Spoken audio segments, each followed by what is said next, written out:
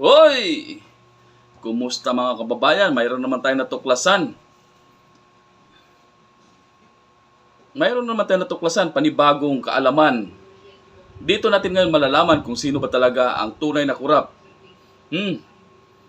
Panahon ni Pangulong Digong o panahon ngayon ni Pangulong Bangag?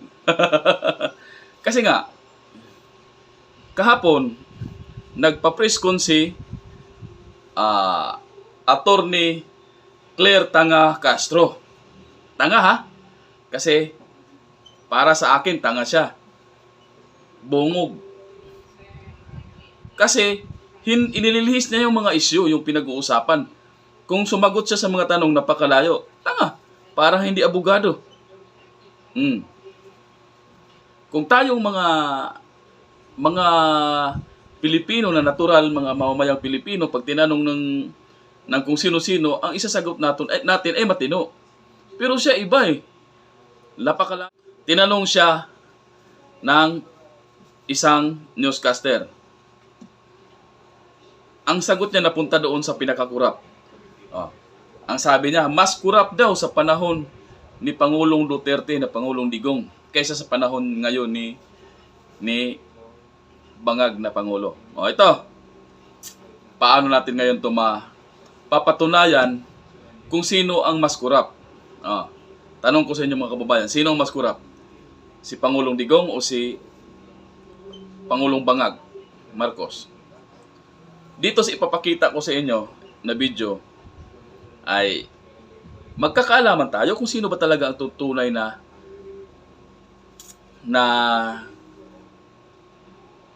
kurakot. Kasi ang korupsyon, ang pangungurakot sa gobyerno ay hindi po sarili ng pera ang ginagamit nila, kundi pera ng bayan ang ginagastos nila at yung sarili ng pera ay iniipon nila. O kaya kinukuhaan pa nga nila tayo ng pera eh. Yan. Isang korupsyon yan. Itong isi-share ko sa inyong kwento, isi-share ko sa inyong research. Napakagaling talaga nito ni Jojo Connect TV, ha? Sino to, Jo? Napakagaling talaga nito mag-research. Kasi marami siyang nahahanap na mga kwento na nakakatulong sa atin para malaman natin kung ano ang mga nangyayari. Ito. Ipapakita ko sa inyo yung video niya para malaman natin kung sino ba talaga ang kurap. Si Pangulong Digong o si Bangag na Marcos. Ito. So yun mga kababayan ha. Pero bago yan, please like, share, comment, subscribe, and hit the notification bell para updated kayo sa mga bagong video at mga kaganapan dito sa ating channel. Tara, panoorin natin to. Napakagarbong bahay ni Marcos Jr. Pera ng taong bayan. Wow! Sana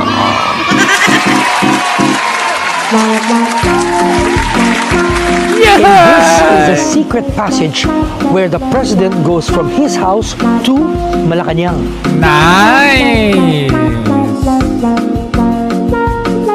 Grabe, Cute. ganda! Look at this, it's a teddy bear of the presidential city of the PSG. Dito And in-interview nito yung si si Coca. this is where the president works out. Strength training. The Pac-Mans. If this scene looks familiar, you can see Pac-Man. this from the Happy Sunday posts of the First Lady. Grabe, no? Talap buhay! Sana And it's here to stay, but in the past, it's just Talap buhay! Sana Yan, mga paintings kinuha from Malacanang Palace nilagay dito. Wow! Sana What's inside the ref of the president? Yuhuu!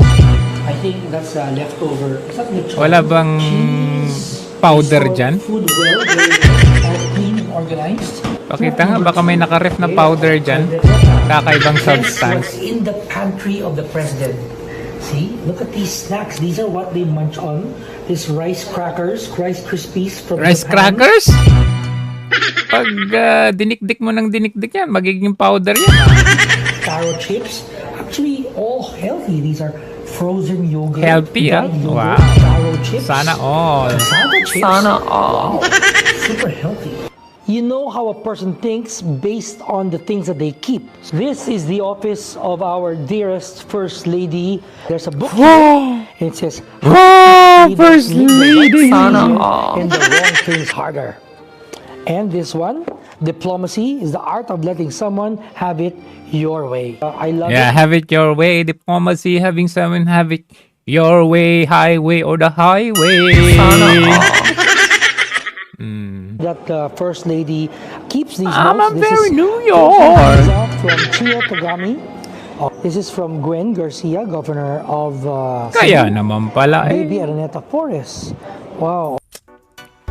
Ayan, ito pinag-compare pa yung before. Oh, before ito, before. Di ba ang ganda pa? Kahit before, tingnan nyo. Oh, yan yung before. Bago sila nag-renovate. Grabe, no? Maayos-ayos pa yan. Oh, yan yung before, Tignan natin yung before. Yeah. Simple lang. Very Filipino simple lifestyle of a president. Oh, yan, dati. Yan yung dati. Ngayon, Sana all. tingnan natin. Yan, i-full natin full screen. Wow! Sana all.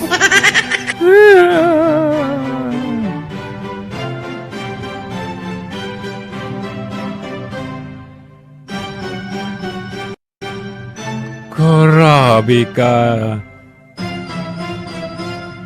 Super ganda. Sana all.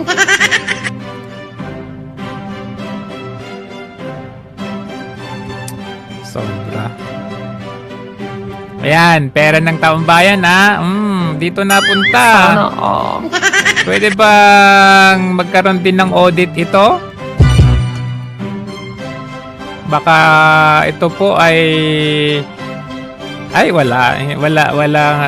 walang sinabi 125 million dito. Ito baka malamang 50 billion to.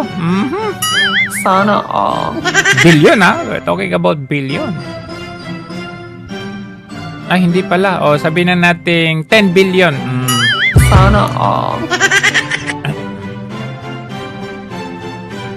Grabe, no? So lavish. Magarbo.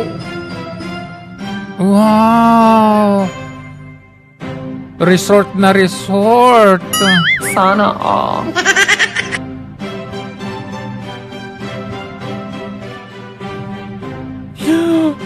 Oh, mo. Inggit pikit. Sana all. Wow! Ganda! Sana all. Walang pinagkaiba sa tatay, oh. Tatay, like father, like son. Mas masahol pa yung son. Ayan.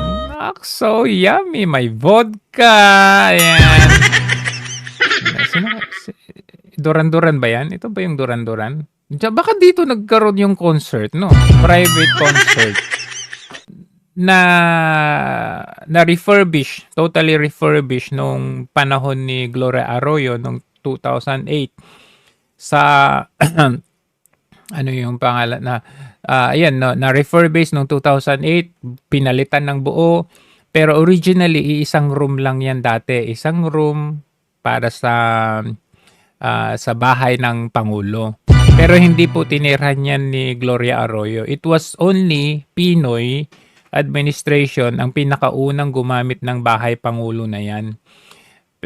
Nung time ni Pinoy, dinagdagan niya ng 2 room. 1 room for him, 1 room for the guest, and 1 room and a quarter for the close aid security guards.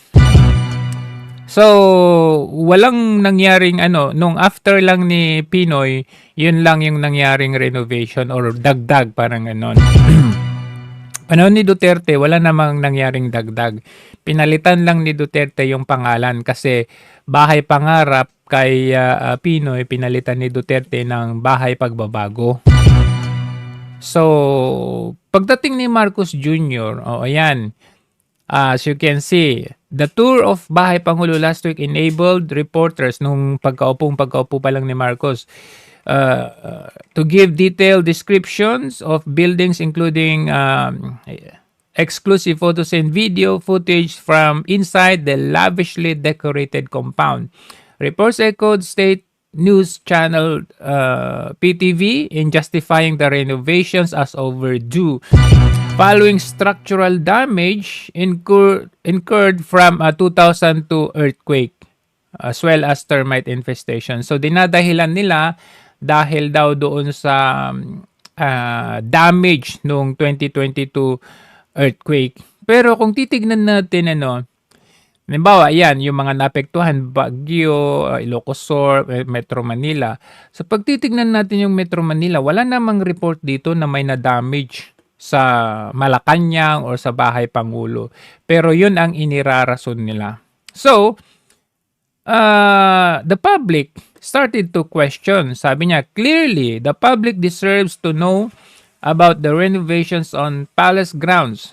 But due to the lack of media reports, syempre, alam nyo na anong nangyari sa media, there is no ascertaining the cost of the project, which presumably is funded by taxpayer money. After Montalban's account, the story for Malacanang Press Corps is how well the presidential communications officers have protected the project with silence and secrecy. The people have right to know. So ang tanong, magkano kaya ang total cost ng very lavish, resort-like na renovation nitong si Lisa Marcos? So ngayon, ang sabi daw ni Lisa, ang gusto lang ni First Lady noon, sabi niya, Conrad yung designer, si Conrad Onglao. Ayan. Conrad, I want you to make feel like a resort. Ayan. Kasi yun din ang idea from the beginning. So the president can relax. Wow. Sabi niya, pagdating ni Presidente, pagod siya. Parang gusto lang niyang nire-relax. So that was the premise he shared. Pero ang ending, doon pala nagsuswimming itong si Lisa every morning. Ayan. So, isa sa mga puna ng netizen dito is ito. Ayan. Under, asan na yung batas na yun kasi sobrang ganda eh. RA 6713, public officials, their families shall lead modest lives appropriate to the positions and income, shall not indulge in extravagant or ostentatious display of wealth in any form. So, nasa batas po yan. So, may nag-comment pa, inside the resort, inspired Bahay Pangulo at Malacanang Park where the first couple stays. Grabe. Oh, ayan. Nung panahon ni Duterte, ayan, asan na ba yung mga larawan yan? Ito, ayan, tignan natin. Curious ba kayo sa itsura ng bahay ni Pangulong Ferdinand R. Marcos Jr. sa Malacanang? Abay, silipin po natin ang tinatawag na Bahay Pangulo Sige na nga, kamakailan masilip na. ay sumailalim sa renovation. Yan ang ulat ni Kenneth Pasyente. Hindi maipagkakaila na talaga namang busy ang schedule ni Pangulong Ferdinand R. Marcos Jr. sa araw-araw. Mula sa mga private meeting, pag-estima sa mga bisita sa Malacanang, pagpunta sa iba't ibang lugar sa bansa, maging Grabe ka, PTV, sa mga working visit nito sa abroad. Maaaring natanong mo na kung saan ba nagpapahinga ang punong tingnan mo yung pagmumukha at ang yan. First Family. Mukha ba nang Yan ay walang nagpapahinga ibang yan? First Family nga ang punong ehekutibo at ang First Family. Yan ay walang iba kundi sa Bahay Pangulo Yan na yung kamakailan dati. lamang ay Yan sumailalim yung sa dati. renovation. Kaya naman ang may kalumaan ng bahay pangarap kong tawagin dati Paano na naging pinaluma luma na yan? ng panahon at nagkaroon na rin ng mga sira dahil sa malakas na Paano? lindol noong 2022 ay nagkaroon ng bagong muka na ngayon ay Wow! mala-resort na ang vibe dahil sa swimming pool at berdeng kapaligiran Sana nito. all. Ayon sa arkitekto nito, mismong si First Lady Luis Araneta Marcos ang may ideya kung paano pagagandahin ang presidential residence. Ang gusto lang ni First Lady na sabi niya, Conrad, I want you to make it feel like a resort. Kasi ayun din yung idea from the beginning. So the president can Sana relax. Sabi niya, siyempre, pagdating ni Presidente, pagod siya. Parang gusto lang niya na relax. So that was the Siya o premise. ikaw? Kaya naman pagpasok mo pa lang, sasalubong na sa'yo ang maaliwalas na sala. Mula dining area, kusina, banyo at iba pa, kita Grabe, na ah. ang pagbabago. Mayroon ding guest villas at gym kung saan nag-e-ehersisyo ang Pangulo. Bagaman may modern touch ang presidential residence, hindi pa rin mawawala ang pagka-Pinoy sa disenyo nito, maging sa mga gamit na nakadisplay Paano gaya yung ng mga pagka-Pinoy? obra ni Amor Solo. Ang dami palang artwork from Malacanang na minsan nakatago lang, Bakit mo kinuha sa Malacanang? Eh, 'di ba Malacanang open to the public 'yan. Dapat yung public ang nakakakita ng artwork na 'yan. Ba't nyo dinala dyan? Talaga. So they wanted to showcase, syempre, that's our national treasure naman natin yan eh. So Oh, when they have bakit nasa bahay Pangulo? dignitaries like they wanted to invite in the house, nakikita na showcase. Sino lang may invite sa house na yan? Yung mga pwede nyong kausapin na babayaran. The beauty that's Tiyak nga rin daw kami. natatagal ng mahabang panahon ang ginawang renovation para magamit pa ng mga susunod na pinuno ng bansa. Magamit pa ninyo. Yung susunod ninyong ipapasok dyan. O baka kayo-kayo rin lang. Partikular na tinugunan ay ang problema nito sa engineering lalo na't noong panahon daw ni dating Pangulong Rodrigo Duterte ay umaabot sa tuhod nito ang baha. tinaas namin yung Grabe, no? They just want to justify yung lavish lifestyle nila, no? Pero hindi nila tayo magugoyo. Kasi tingnan nyo, panahon ni Duterte, paano naging Ayan, no? Ito yung panahon ni Duterte. Nung panahon ni Marcos Jr., wow! Tingnan yung pagkakaiba. Oh, ayan, oh. Ayan, oh. It's open to the public. Kumbaga, ayan, oh, punta ka lang dyan. Oh, ayan, walang masyado. Tapos, nung panahon ni Marcos, ginawa nilang dining for sino? Sino pupunta dyan? Sana all. Look at the difference. Oh, yan, panahon ni Duterte, panahon ni Marcos. Panahon ni Duterte, panahon ni Marcos. Panahon ni Duterte, panahon ni Marcos. Iba ka. Tapos sasabihin nila, mga kurap daw yung Duterte. Tingnan nyo ba, hindi Duterte hanggang ngayon, i-search ninyo. Kung meron pang ibang bahay si Duterte, hanapin ninyo. Dahil magagaling naman kayo mga investigador, hanapin ninyo. Lahat naman tayo nakikita natin kahit gaano pa nila itago itong mga nakaw na yaman, kurap na yaman ng mga politiko, makikita at makikita pa rin natin yan. Hindi nila yan maitatago. Ngayon, hanapan ninyo ng ibang bahay si Duterte, ang mga Duterte. Na instead na you want to account VP Sara as kurap, Sara Lustay, abay, tingnan nyo naman to, oh. Dito pa lang sa bahay Pangulo, oh. Wow! Inggit Sana ako, all. pipikit ako. Inggit pikit. Ay, nako.